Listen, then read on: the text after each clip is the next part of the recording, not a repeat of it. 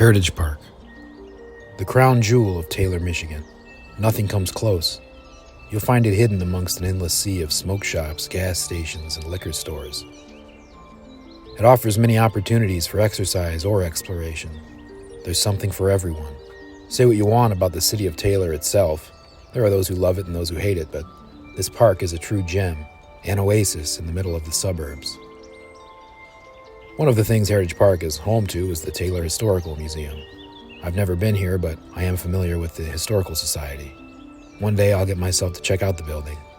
I tend to avoid joining groups or partaking in group activities, but that's due to my own weird hang-ups. It's not a positive trait, and I'm trying to avoid being that way. It's hard to stop being a loner when you've been one your whole life.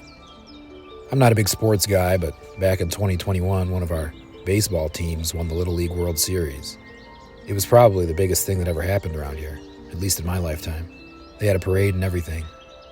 The people around here were really happy about it, and I was happy for them.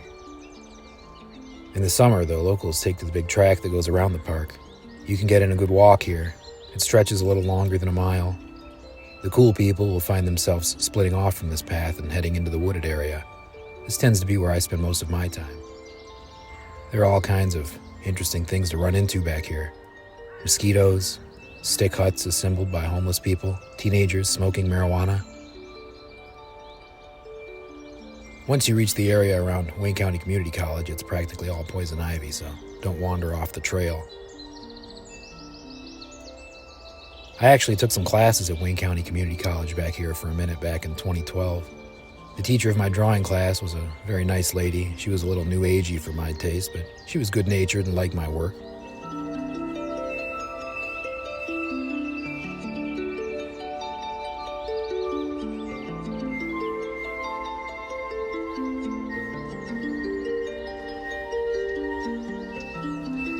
This is where me and a couple other guys used to come and smoke cigarettes on break. One of my classmates was an Afghanistan war veteran, and he was the best in the class at drawing in a realistic way. He seemed so old to me at the time, but he was probably in his early 30s. One of the guys in the class actually drew me for his final project without me knowing. I think he said I was his favorite artist in there. Maybe I'm just tooting my own horn. It could have been another reason entirely, but I like that story. I took the motorcycle safety course back here as well. I remember the instructor of the class told us, the best twisties in Michigan are in West Virginia. I did really well, and he suggested that I take the advanced class after. I never did that. In fact, I liked riding my motorcycle so much that I sold it a couple weeks after getting my endorsement. It's probably the funnest thing I've ever done, but I began to fear that I'd probably end up dead riding around here. Maybe one day if I move into nature, I'll pick it up again. I totally get why so many people fall in love with it. I could see myself being a fat old man adorned in leather. My 3 remaining strands of hair tied back into a wispy ponytail.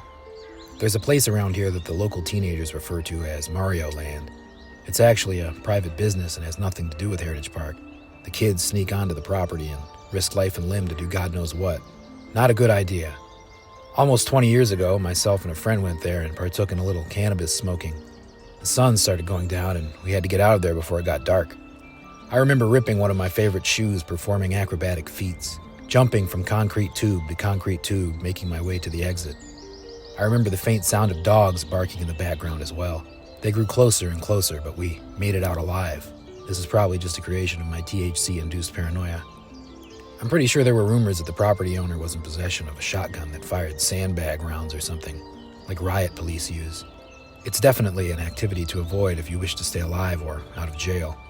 I certainly don't condone it.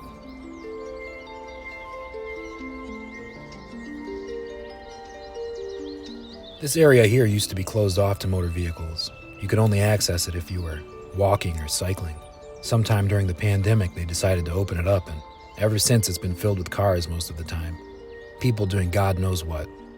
I see a lot of the same vehicles.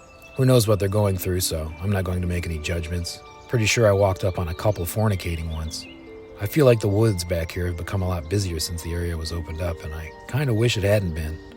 That's just the grumpy old man in me starting to come out. I call this area along the fence the silence stretch.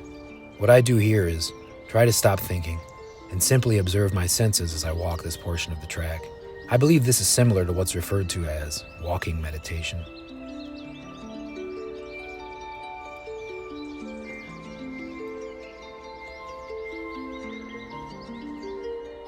There used to be a pool here that the kids would come to and enjoy in the summer.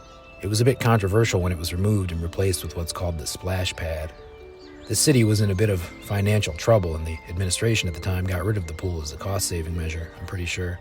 As you can tell, there isn't much splashing going on these days. Here is the public library. It's a place to be treasured, that's for sure. I find that I'm only up here once a year to get tax workbooks for my grandmother. The pond is a peaceful area. It's surrounded by historic buildings from the city's history. There are always waterfowl to be found around here. At sunset, the bats come out, at least in the summertime. You'll be walking by the trees along Pardee and think, why are the birds flying so strangely? Those, in fact, are not birds. It's Count Dracula. The bridge over the pond is also very nice. Just don't get too close to the sides if you're an arachnophobe, or you'll find yourself in for a fright. There's even a one-room schoolhouse here.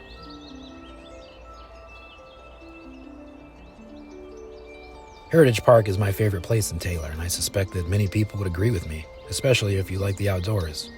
It's a really beautiful space. There is something for everyone.